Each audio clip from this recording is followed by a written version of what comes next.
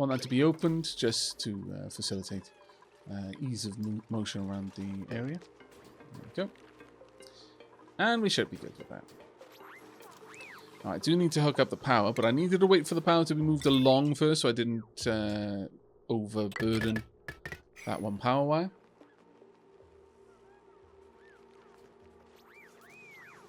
Okay, Aavak, that was a super solid answer, and I agree with it. Do you think you'll ever do a collab with Athland again? It's quite possible.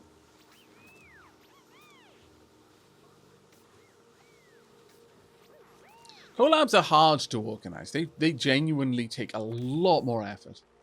Especially if a creator is a little bit more... reclusive is the wrong word, but they're comfortable with their own workflow process.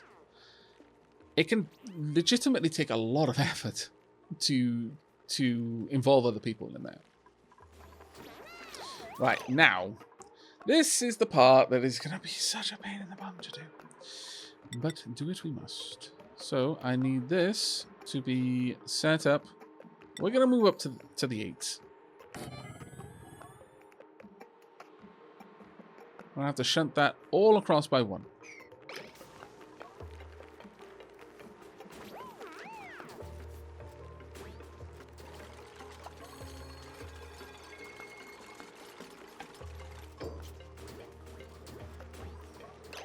There we go. I don't want that powered for now. I'm actually even going to disable the building. And at this point, I want to deconstruct this one. We're going to do this one step at a time.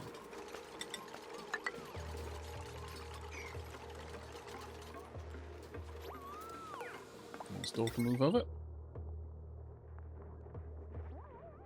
Yeah, sure, we can make it out of aluminium. There's no particular issue with that. I will hook it up to power and then disconnect this one. That does all need to be done right away because this whole area is about to be to become filled with gases. Oh, that's all jammed up. Really? Can this not... oh! Wait.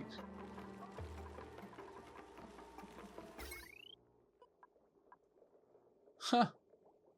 Right, okay, so that is all shut down because we have a full reservoir over here. I forgot I set that up so incredibly long ago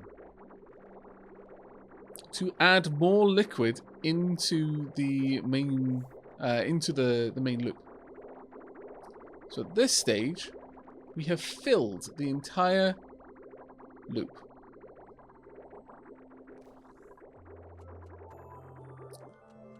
Well, drat. That was not my intent, because we are now massively overfull.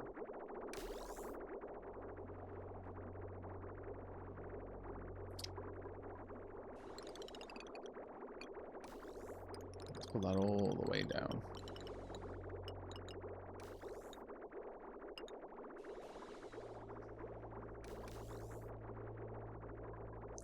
Yeah, I need to empty this quite badly. Okay, well, let's pop that up on a 9 and just empty a bunch of this liquid out. We'll go ahead and we'll empty it from here. We should be able to drain the loop fairly aggressively there. Also, on that note, let's have a look at the heat around the map. The rooms that need to be cool are reasonably cool. The rooms that are not. That one hasn't been getting any kind of cooling for a while. Wonder how long that's been broken for. That's worrisome. Now the heat in here is starting to accumulate rather sharply. So one of the things with this game is always something to work on. There is always another problem to fix.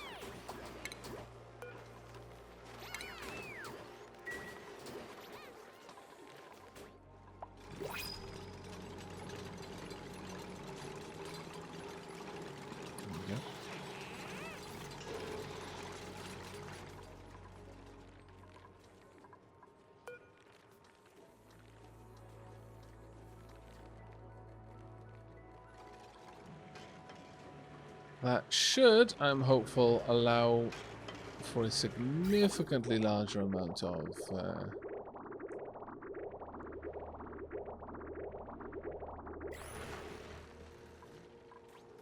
liquid in the system.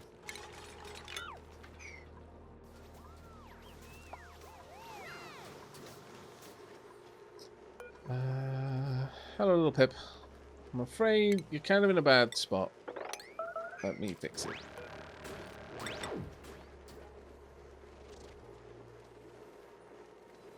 Oh, this should be in the right spot there. Now, the way I set up the logic here, we're going to have to shunt all of that along a little bit.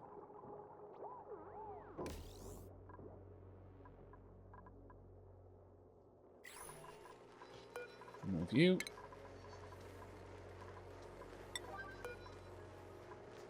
But this can be drawn all the way across. Actually, you need to turn this building off right now.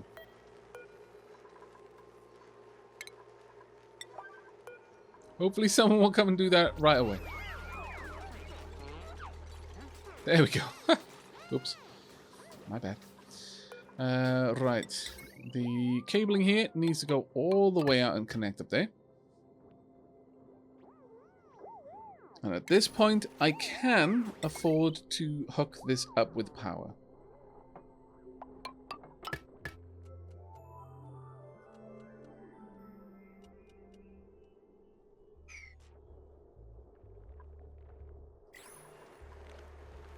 Yep. Are you out of Atmos suits? Yes, you are. Deliver a suit, please. Same here. Oops. And same here as well. Let's get plenty of suits in there.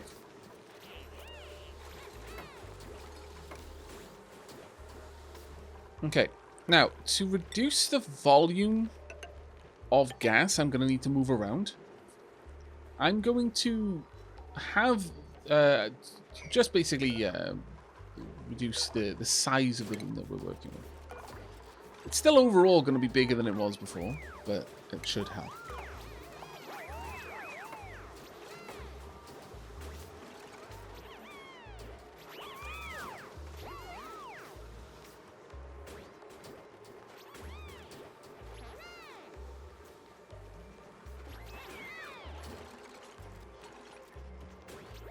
Hello, Alcropholic. How are you doing, mate?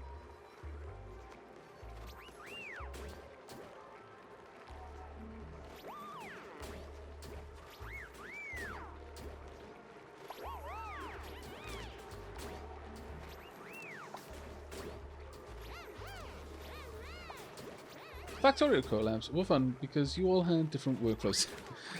Yeah, that is very true, actually. Yeah. No, absolutely. Right, let's have a look at this. Now, I need to get this pulled back by 1. Oh, the logic here is going to be a mess. Let me remove the logic for a moment.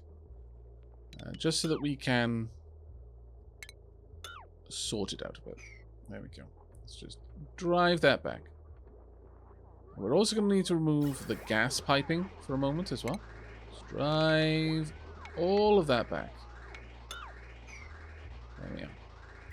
And whilst that's happening, this needs to be rebuilt. Right about there. And that one needs to be deconstructed.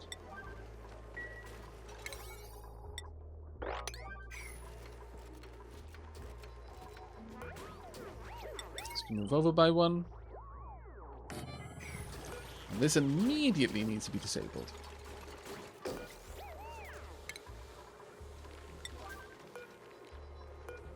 Yep.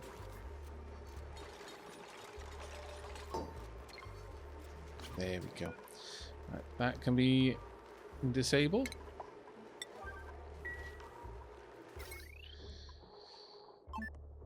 Alright, so when there is any pressure in here, I want access out of the loop to be disabled. I don't want anyone to move in or out of this chamber when there is any atmospheric pressure.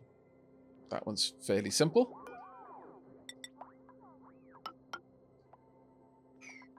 So when this detects something, it sends a green signal, and that will be converted to a red signal.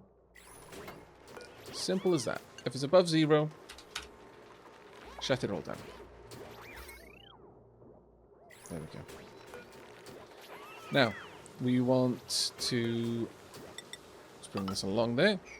Now, with plastic, I could have small events. In fact, I could make this room tiny. I could just have a checkpoint and a checkpoint and have it a 6, 7, 8, 10 tile room. But 2 large events will still allow me to move a lot more gas. Like a lot more gas. That is generally going to be better for me.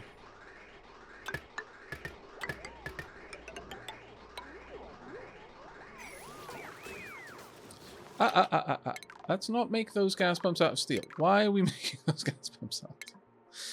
The scoundrels. Trying to sabotage me. Power-wise, that will do. Disconnect that one. Cancel this. There we go.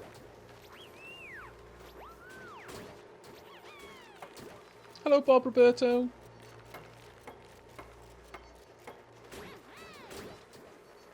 How did my metal refinery end up? It's just down here. It's doing fine.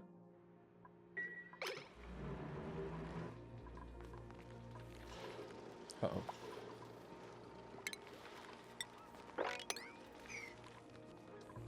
I feel that pip bag needs to be cracked.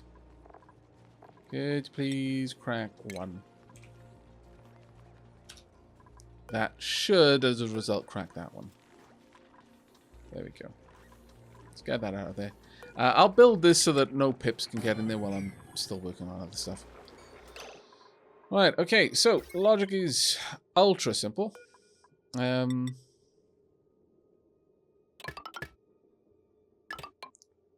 Now, when there is gas pressure, I want these to turn on.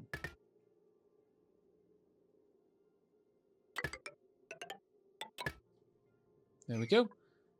And that is, should be everything I need.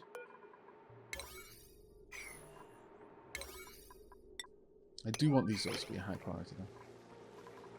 If possible. Oh dear. What's happening with my oxygen? Oh, my oxygen's doing fine. It's just filling up the tanks.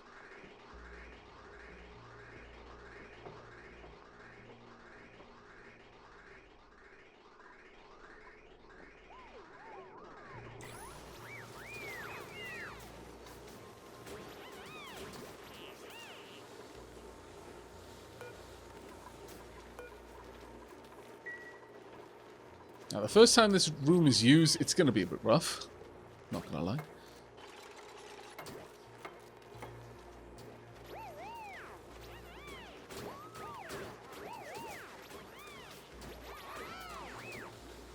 Yeah, that is all set up. Okay, now then, the trick is going to be in making sure that we can always vent what we need to. Check that, please. So high pressure gas vent should be everything we need. Because it allows us to dump whatever is in that pipe.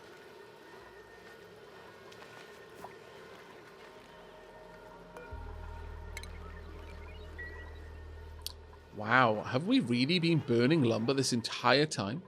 I think we may have. Yikes. That is a big yikes. Go. That will now start emptying out this room. I'm going to wait for this to have achieved a bit of a lower pressure in there, like below 500. And then I am, at that point, going to activate these doors. And hopefully, it will be working at that point. We're slowly filling this up.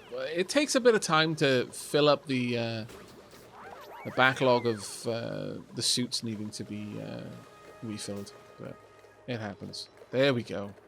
We've managed to really empty this out. So first things first, enable building. Enable building. I need someone outside to enable that one. There we go. And I also need these enabled. And that one enabled as well, please. Because right now, people are stuck. But this is now working as intended, so it's going to empty out this place. And once it's done, everyone can move through. We'll see how that goes. It's taking a while. I may yet still add the extra gas pumps on the sides. We're down to the very smallest amounts left at this stage. And there we go. Everyone can move through. And the vacuum is complete. And now it starts to vacuum out what's left again. Having a couple of extra small gas pumps in there will help. But it is not a fast system. Granted, it is currently working with an awful lot of surface area. And these become radically less efficient as time goes on. When they're dealing with much, much smaller numbers, they become much, much less efficient.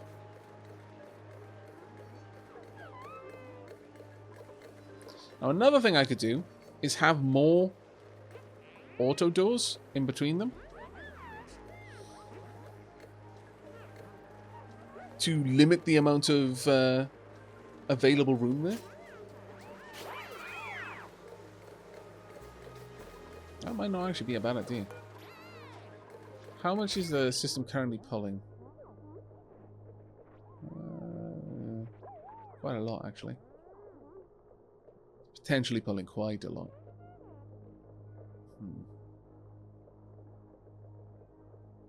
I could upgrade it to better wires and have multiple doors, or I could just have the side doors slower to react without necessarily increasing their speed. That wouldn't actually be a bad idea.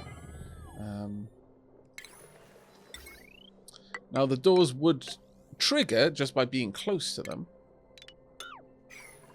but that isn't necessarily the worst thing in the world.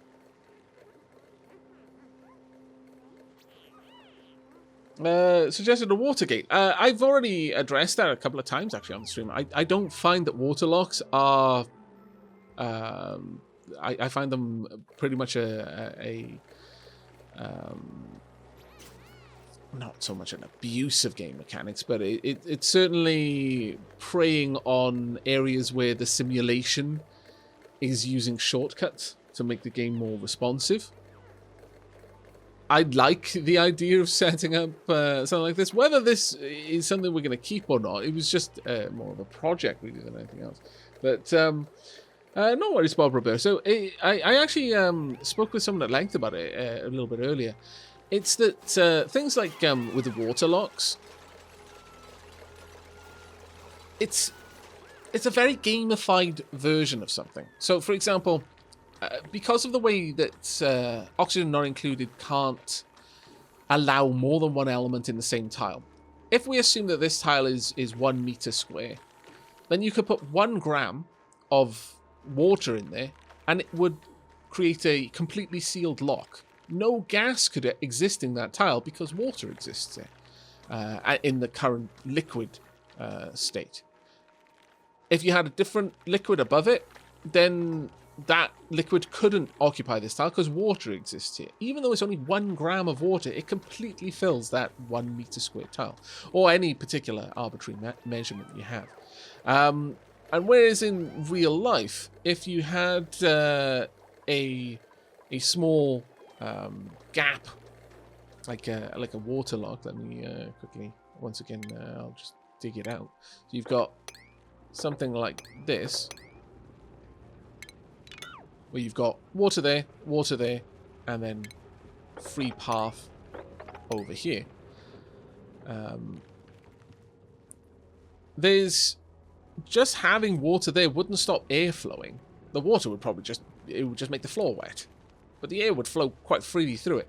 Now, there is a difference to that. It's just that that's such a simple solution, and it's kind of preying on an area where the physics simulation is particularly weak. Now, later on, when you've got access to like space materials like visco gel and stuff like that, that's perfectly fine because that's kind of explained through the game why that works. And that is that, you know, visco gel can exist as basically a gelatinous liquid. So it can stand on itself, for example. It doesn't just like pour down to the sides or anything like that. And obviously, if you actually go to the effort of making a real water lock, then it's completely different. If you made something like this, and so you've got your path up here, and you had ladders down here, and you fill this into water up to there. Well, that makes complete sense. That's actually how water locks in real life work. And there's no issue with that, but that's extremely takes up a lot of space. Mind you, this takes up a lot of space as well. And people are literally falling asleep because it makes them so hard to get through. So as much as it was fun to set up this little experiment, I think we will disable these buildings for now and allow them to continue as usual. I'll disable that building as well. I will go ahead and finish off building that door though, but it is a bit of a funny one. Yeah, it takes way too much time. But if I had much more efficient pumps, it would make more sense. It would make a lot more sense if I had significantly more efficient pumps. But as it stands, we don't, regrettably. So just have to let them continue as usual. There we go. I'll allow this to continue vacuuming itself out because it pulls CO2 through that room, but the triple door might help a little bit, and maybe I'll come back to this at some point. But I think the biggest issue is that any arbitrary space, this pump becomes increasingly less efficient the less gas is in the space, and that's where it really falls down. We haven't got any kind of high-powered pumps as you would have in an actual airlock. You know, extremely high-powered pumps, which would be able to pressurize or depressurize the lock, you know, in quite a short amount of time. You know, any particularly arbitrary amount of time. Can't you have 3 doors in a row so that by the time a person goes through the last door, the first door is closed? You can do that. You can actually have a pneumatic airlock in that sense. But again, I feel that one preys a little bit on where the physics simulation of the game is particularly weak, and that is you can basically compress materials to the point that they cease existing. You can make a pressure like a pneumatic lock that will straight up delete liquids as they're moving through. Oh, liquids may have actually been resolved with that, but they can delete gas. You can actually make a gas deleter. If I didn't want to use a carbon skimmer over here, I could just make a set of pneumatic doors that would pulse in a certain pattern that would inevitably like gather a large amount of gas and then just keep closing until there was no more space for the gas to go, and then the gas is gone. And so again, it kind of preys on a weak point in the simulation. And I'm not as keen on that, largely because I enjoy the challenge of over-engineering things. Well, no, that's not specifically the challenge, but the challenge of trying to find an interesting way of solving a problem. But there we go. That is now completely vacuumed, and as people move through. And now that we've got more doors, it actually takes long enough that, yeah, less gases are moving into this space. As a direct result. So that is already a more efficient airlock, just from the use of these doors in that particular way. Have I tried shapes? Yeah, I've got a first taste on my YouTube channel. We'll take the nutrient bar rather. Not that we really need... Well, you know what? We haven't got that much food, I'm going to be honest. We're starting to get a decent harvest of crystal berries, but yeah, we could still do with a bit more. We could still do with that moving a little bit more. Wow, that one clump of chlorine still emitting. We're down to 5.7 kilos in there, kilos in there now, and up to 1,000 grams of chlorine gas in there. So nice. But there's not really much movement now in terms of clean water because we're using so little of it at any particular time. As for the water down here, we are actually seeing that water decrease over time, which is a little bit concerning because we're about to go dormant for another 30 odd cycles. Yeah, that's not great. We need more access to water, and that's where I think the steam geyser is going to come in. Ultimately, that's where the steam geyser is going to come in, because that's going to, again, it's another way of producing water. Produces steam, but if we run that through a steam turbine, that steam turbine will turn it back into water, which we could then happily move on. Now it's going to come through at 500 degrees, which is unfortunately a bit high for a steam turbine. I think a steam turbine can't work with it if it's above 200 degrees. I mean, it overheats at 1000 C, but I don't think it either doesn't get any additional benefit out of the steam being above 200 degrees, or it just flat out can't make use of the steam if it's higher than that. Hey Zangiri, good morning to you, mate. Hell yeah.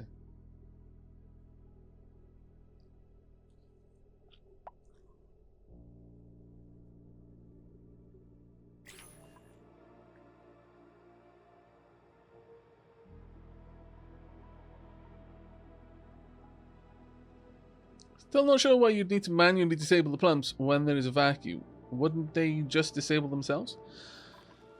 Yeah, you're completely right. The pumps will absolutely disable themselves once there's a vacuum in there. That's a very good point.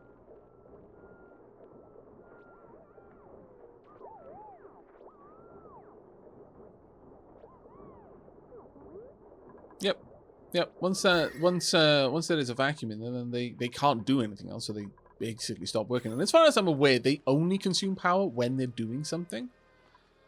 Unlike things like RimWorld, where your forge is always using power. Whether you're using the forge or not, it's always consuming the power, which is a little bit of a pain in the bum, if I'm perfectly honest. So if you're having power issues, you tend to shut it down. All right, well, I think that's going to be where we're wrapping up this stream. Oh, wow, look at that. Has that not shut things down? Oh. Oh, it was saying if it was below. Well. Ah. It's a much... Right, it's a much denser material. How much can it store in one tile? Only 800. Okay. Well, given that then, we'll set this one to 800. Only be active if it is below 800. We've now got a reservoir of oil. That's actually pretty awesome. We don't need any more until we've processed a lot more of this, but we're not consuming that petroleum much right now, so we will consume it once the natural gas stops running. Yep, a forge, an electric forge in RimWorld uses power, so melting slag and stuff like that.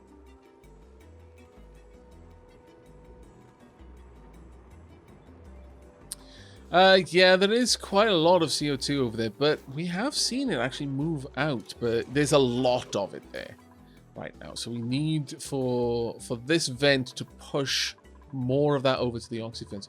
We've seen it correct itself, but unfortunately we allowed a huge amount of CO2 to build up outside. And when we were then changing, when people were coming and going, it was flooding back in. So yeah, that's where that problem came from, unfortunately. Right, let's deconstruct these so I don't forget to. Deconstruct that, and then finally build up that little seal there. And at that point, we should have controlled at least how bad the CO2 over there can get. It'll still be reasonably bad, but hopefully it will get a little bit better with time. There you go. Alright. Alright. In this area, I'm probably going to see an awful lot of O2. Just because we've got a high pressure gas vent, so it's allowing an awful lot to build up there. At this point, most of what's in here is O2, by the looks of it, and a bit of chlorine here and there. That does make sense. That's being pumped all the way down there. I could replace this with a high pressure gas gas valve, but I don't want this to get so highly pressurized that it pops my dupe's eardrums when they're in their home. That's quite opposite to what I'm aiming to achieve, actually. But this is generally, with the 3 doors, that's generally keeping this little area nice and with a fairly low amount of gas building up in there. So we should be able to manage this a lot better now, at the very least.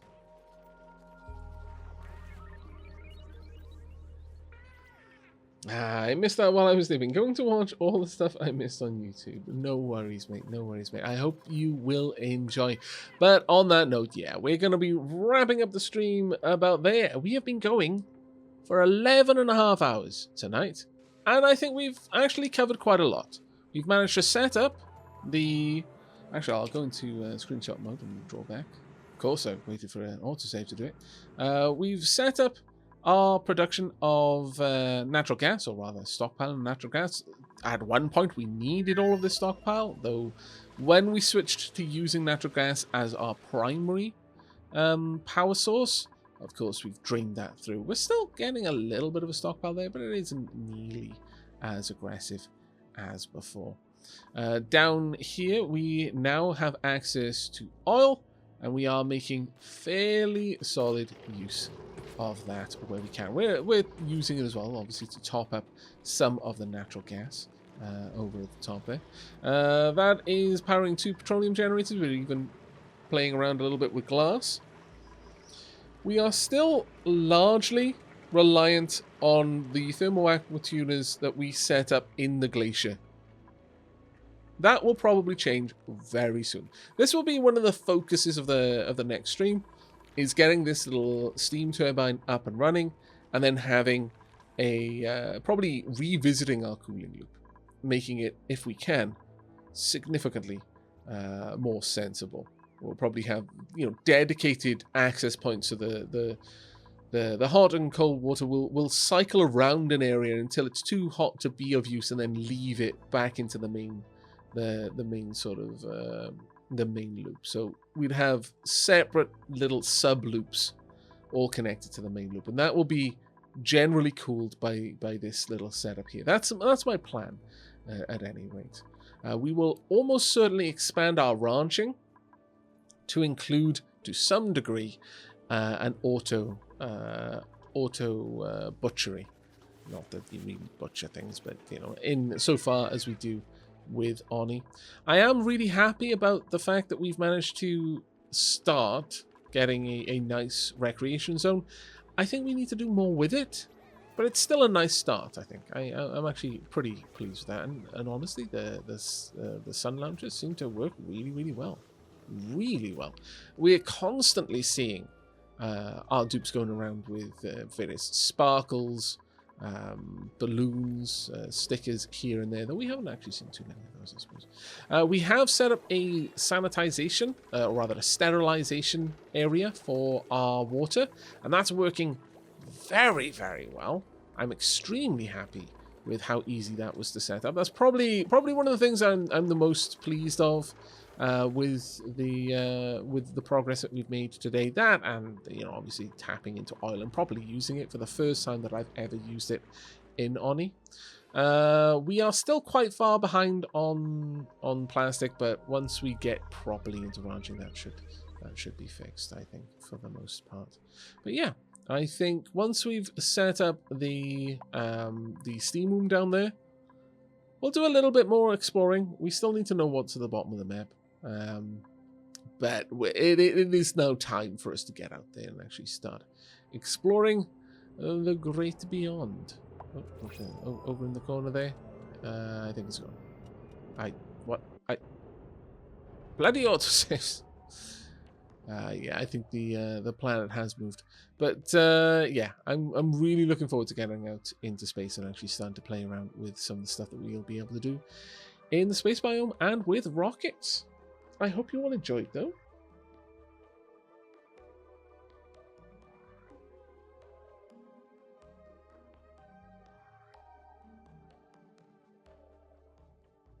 A hatch processing pool, indeed. I totally read it when I just finished going over the tour. The whole thing about bananas, yeah, I mean, you know, there's lots of things you could do there. Maybe the potassium. Most things are radioactive. You know why? Because we're literally being bathed by a giant ball of nuclear anger. Just over yonder. You see it every day. Every day you wake up and you stare up at it. It's basically a deadly laser. You're alive because you're under a blanket, but that's the only reason.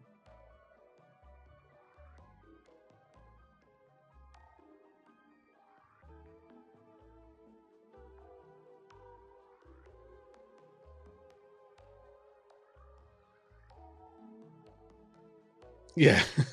Yeah, exactly. You would die for lots of other reasons before you died of the radiation inherent in bananas. You really, really would. Don't stare at it. Oh no! Kilgore Trout!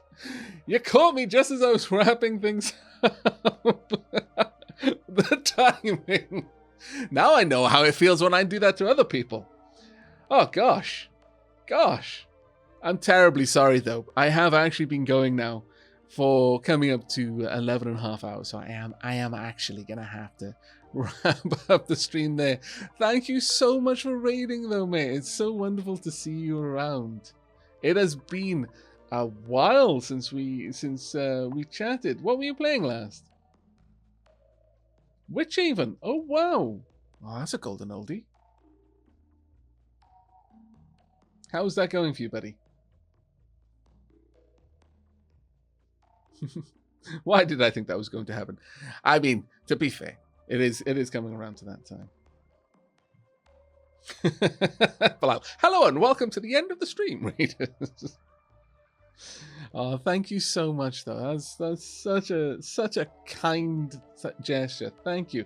Anyone who is watching the stream at the moment who isn't familiar with Kilgore, you are missing out. A fantastical gentleman who is very, very fond of older games and has a pretty amazing knowledge of not just the games, but like quite often there's all the trivia around the game as well, not just the game mechanics and playing the game itself, but I quite often enjoy just hanging out in Kilgore streams and just listening to what he knows about the game's ins and outs around actually playing it. 750 people watching me end the stream. Yes, Toothless. We can all babble. That's part of the fun of streaming, really. I think just having a good old chat. But thank you so much for joining us.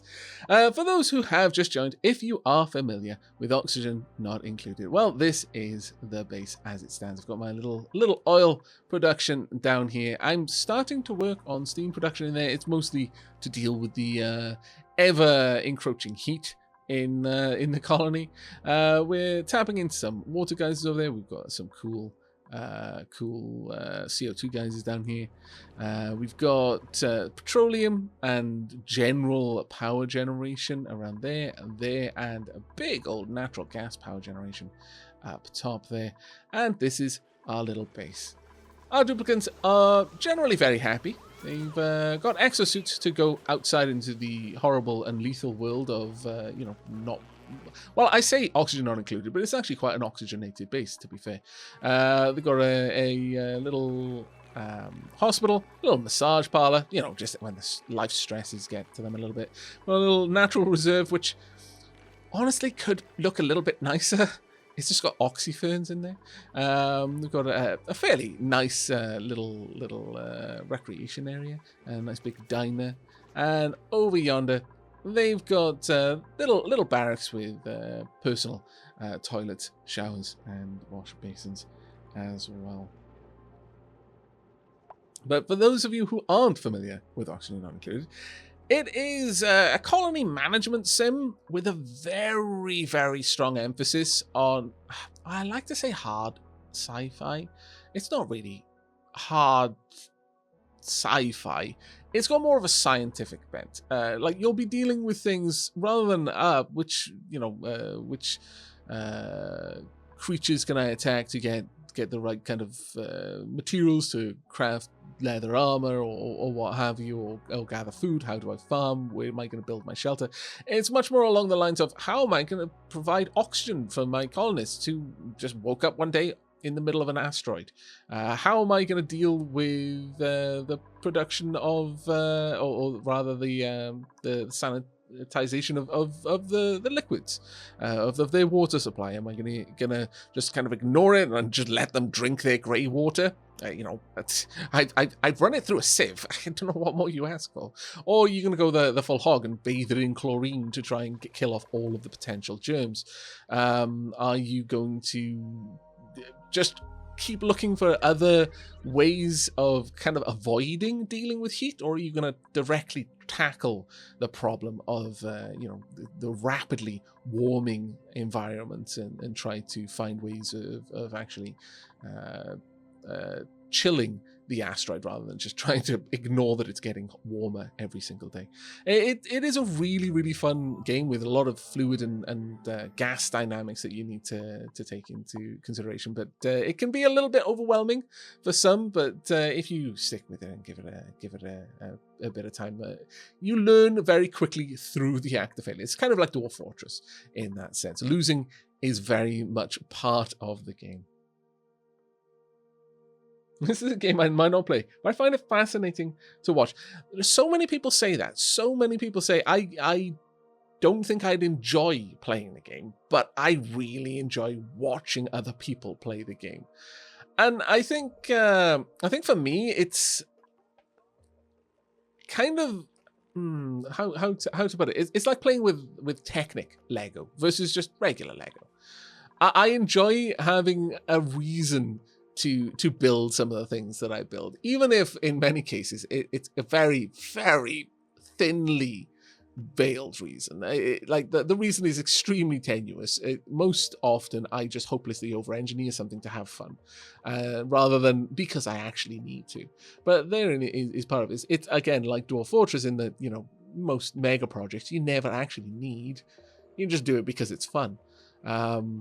But yeah, I really enjoy the kind of interplay between all of the elements of the game, especially the ranching. I find that extremely, extremely satisfying to find interesting ways of getting stuff that, there's a very clear path to it. Like to get plastic, I can play around with oil, I can use polymer presses, I can generate all of that horrible heat and I'd need power for it, or I can breed glossy Dracos and then shave their plastic scales off, and then there we go, I've got plastic. I really enjoy certain alternate routes to it. But yeah, this is actually getting on now in terms of colony age. It's at cycle 474, and we're probably at a point now where the colony is largely self-sufficient. Once I've got this little steam turbine set up, we will be able to deal with more or less any heat that the game throws at us. We're on a very hot map, which is part of the overall challenge of this one. But I'm already temperature controlling the living quarters and some of the animal pens when I need to. And just generally trying to hold the temperature back a little bit, and with moderate success in some areas and not as much success in others. But once we've got the steam turbine up, it's going to pretty much make heat a non-issue. And at that point, I can start looking at building space rockets and exploring space a bit. It'll actually be really, really fun.